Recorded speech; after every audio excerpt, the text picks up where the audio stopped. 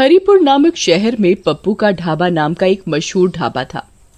ये ढाबा इतना मशहूर था कि आसपास के सभी लोग खाना खाने के लिए आते थे। उस ढाबे का खाना जो एक बार खा लेता तो उसका स्वाद भूल नहीं पाता। अगर कोई भी उस गांव में किसी भी काम से आता तो उस ढाबे का खाना खाए बगैर नहीं जाता। जितना ही वो ढाबा दिन पर दिन मशहूर होता जा रहा था, उतना ही उस ढाबे के मालिक का भी घमंड बढ़ता जा रहा था। अगर ढाबे का खाना बच जाता तो उसे उस खाने को फेंकना मंजूर था, लेकिन किसी जानवर या भूखे भिखारी को मुफ्त में देना मंजूर नहीं था। एक दिन की बात है, एक भिखारी उस ढाबे के पास से जा रहा था। वो काफी भूखा था। उसने बहुत दिनों से कुछ नहीं खाया था, तो वो ढाबे के मालिक के पास गया। मालिक, कुछ खाने को दे दो, बहुत भूख लगी है, बहुत भूख लगी है बाबूजी, कुछ खाने को दे दो। अरे जा जा, आगे जा, कुछ नहीं मिलेगा। कुछ दे दो खाने को, बहुत दिनों से कुछ खाया नहीं है, बहुत भूख लगी है बाबूजी। सुबह सुबह पता नहीं कहाँ कहाँ से आ जाते हैं मुंह उठा के, सारा दिन खराब कर दिया। रामू, ओ रामू, इसे बाहर तो निकाल। रामू भिखारी को ढाबे से धक्के मार मार कर निकाल देता है, पर मालिक को भिखारी के ऊपर जरा भी दया नहीं आती और भिखारी भूख के मारे बेहोश हो जाता है। मालिक, ये तो बेहोश हो गया है। तो मैं क्या करूं? इसे तू दुकान के सामने से हटा, ग्राहक के आने का टाइम हो रहा है। जी मालिक। मालिक, मालिक, लगता है ये मर गया। अरे ये क्या बोल रहा है? मालिक, मैं सही बोल रहा हूँ। तुम एक काम करो, इसे जो ढाबे के पीछे कुआं है उसमें फेंक दो और किसी को कुछ पता भी नहीं चलेगा। जी मालिक। रामू, किसी को कुछ पता तो नहीं चला? किसी ने देखा तो नहीं? नहीं मालिक। आज का तो दिन ही खराब गया। और कोई ज्यादा ग्राहक भी नहीं आए। कल सभी टाइम पर आ जाना, नहीं तो तुम्हारे पैसे काट लूंगा। जी मालिक। मालिक अपने सभी नौकरों को छुट्टी देकर वो भी अपने घर चला जाता है। मालिक को रास्ते में ऐसा लगता है जैसे कोई उसके पीछे पीछे चल रहा है। तभी मालिक रुक जाता है और पीछे देखने लगता है, पर वहाँ कोई नहीं होता। अरे मेरा वहम होगा। और वो चलने लगता है। तभी उसे अचानक कोई जोर से थप्पड़ मारता है। वो अपने चारों ओर देखता है, पर कोई नहीं था। वो जल्दी जल्दी चलने लगता है और अपने घर पहुँच जाता है। अरे भाग्यवान, जल्दी से खाना लगा दो, बड़े जोरों की भूख लगी है। जी अभी लाई। जैसे ही पत्नी खाना लेकर आती है, तभी भिखारी भूत उसकी पत्नी को जोर से धक्का देता है, जिसके कारण पत्नी के हाथ से सारा खाना गिर जाता है। अरे भाग्यवान, ये क्या किया? सारा खाना गिरा दिया। जी पता नहीं कैसे गिर गया, मुझे ऐसा लगा जैसे किसी ने मुझे धक्का दिया हो। आज का तो सारा दिन ही खराब गया। अगली सुबह मालिक अपने ढाबे पर काउंटर पर बैठा होता है। तभी एक ग्राहक आता है और कुर्सी पर बैठ जाता है और खाने का ऑर्डर देता है। रामू, जल्दी से खाना लेकर आओ। ये कैसा खाना है, इतना तीखा? क्या हुआ, खाना अच्छा नहीं है? ये कैसा खाना है?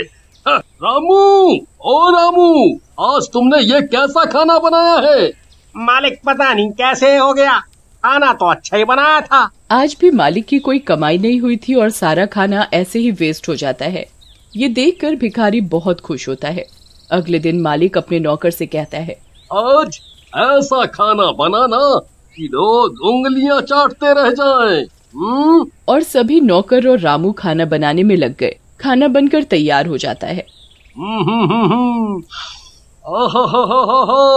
खाने की खुशबू तो अच्छी आ रही है। तभी ढाबे पर एक ग्राहक आता है। रामू, जल्दी से खाना लाओ भाई, वाह वाह वाह वाह, खाने की खुशबू तो अच्छी आ रही है। ग्राहक जैसे ही खाना खाने के लिए बैठता है, तभी उसकी थाली से अचानक रोटी गायब हो जाती है। अरे रोटी कहाँ गई? अभी तो थी। वो डर जाता है। वो रामू का आवाज लगाता है। रामू, रामू। जी साहब, क्या हो गया साहब? अरे रामू, मेरी रोटी गायब हो गई। अरे ऐसे कैसे हो सकता है साहब, आपका वहम होगा। ये सारा करा धरा भूतिया भिखारी का था। वही सब ग्राहकों को परेशान और डरा रहा था। ग्राहक डर के मारे भाग जाता है। ढाबे के मालिक को समझ नहीं आ रहा था कि आखिर चक्कर क्या है। ऐसा रोज का काम हो गया और दिन पर दिन ढाबे के मालिक की कमाई कम होने लगी। एक दिन की बात है, शहर से कुछ लोग गांव की तरफ जा रहे थे। उन्हें पप्पू का ढाबा दिखाई दिया। उन्होंने उस ढाबे का नाम काफी सुन रखा था, तो वो ढाबे पर खाना खाने के लिए रुक गए और वो खाने का ऑर्डर करते हैं। रामू खाना लेकर आता है तो वो खाना खाने बैठते हैं तो उनकी शाही पनीर की सब्जी चिकन की सब्जी में बदल जाती है, जिसे देख वो घबरा जाता है। वो जैसे ही पीने के लिए पानी का ग्लास उठाते हैं तो भूतिया भिखारी सारा पानी उनके सिर पर डाल देता है और वो जोर जोर से चिल्लाने लगता है, भूत भूत भूत, अरे इस ढाबे पर तो भूत है। और वो वहाँ से भाग जाता है। देखते ही देखते ढाबे पर रोज अजीबोगरीब घटनाएं होने लगी। लोग उस ढाबे को अब भूतिया ढाबे के नाम से जानने लगे। एक दिन रात को ढाबे का मालिक जब ढाबे के गल्ले से पैसे निकालने के लिए गल्ला खोलता है तो वो देखता है कि इसमें तो एक भी पैसा नहीं है और पैसे की जगह मालिक को उस भिखारी का सर दिखाई देता है। भूत भूत, अरे ये तो वही भिखारी का सर है जिसे मैंने कुएं में फेंकवा दिया था। फिर ये इधर आया तो आया कैसे? मालिक की आवाज सुनकर ढाबे के सारे लोग मालिक के पास एकत्रित हो जाते हैं। क्या हुआ भाई साहब, आप इतना घबराए हुए क्यों हैं? ये देखो, हमारे गल्ले में भूत है। यहाँ उस भिखारी की खोपड़ी रखी है और उधर से पैसे गायब हैं। ये सुन सारे लोग बहुत घबरा जाते हैं।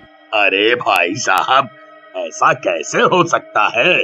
जाओ, तुम एक बार गल्ला खोल के देख लो, तुम्हें वहाँ एक खोपड़ी मिलेगी। वो एक भूत है, भूत।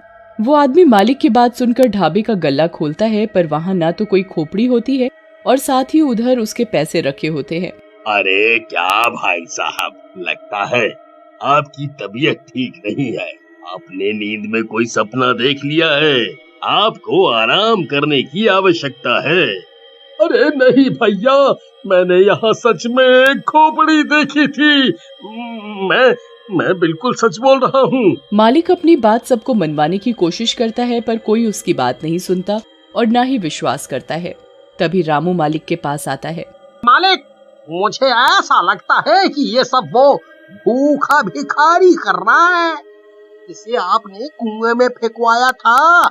वही उसके भूखे होने की वजह से उसकी मौत हो गई थी और इसी वजह से उसकी आत्मा हमारे ढाबे में भटक रही है और आपको दिन रात परेशान कर रही है। हाँ रामू, मुझे भी यही लग रहा है। तुम सही बोल रहे हो, पर अब इस बात का क्या इलाज है? तुम मुझे ये बताओ। अगर ऐसा ही चलता रहा तो मैं एक दिन पागल हो जाऊंगा और मेरा ढाबा भी बंद हो जाएगा। आप चिंता ना करिए मालिक, मैं एक बाबा को जानता हूँ। मैं आपको उनके पास लेकर चलूंगा। उनके पास हमारी परेशानी का कोई ना कोई हल जरूर होगा। ऐसा मेरा उनके ऊपर विश्वास है। मैंने उनका काफी नाम भी सुना है। वो सबकी परेशानी दूर कर देते हैं अपनी पूजा पाठ से। रामू और उसका मालिक अगले ही दिन बाबा के पास जाते हैं। वो बाबा को उधर जाकर सारी बात सच सच बताते हैं। ये तुमने क्या किया? तुमने एक भूखे भिखारी की जान ले ली। उसकी आत्मा भूख की वजह से ही तुम्हारे ढाबे में भटक रही है और तुम्हें परेशान कर रही है। बाबा जी, हमारी मदद करो, हमसे गलती हो गई। हम कभी नहीं करेंगे आगे से ऐसा। हमें माफ कर दो बाबा। बाबा अपनी शक्ति से उस भिखारी की आत्मा को बुलाता है। मुझे किसी ने परेशान किया तो मैं सबको मार डालूंगा।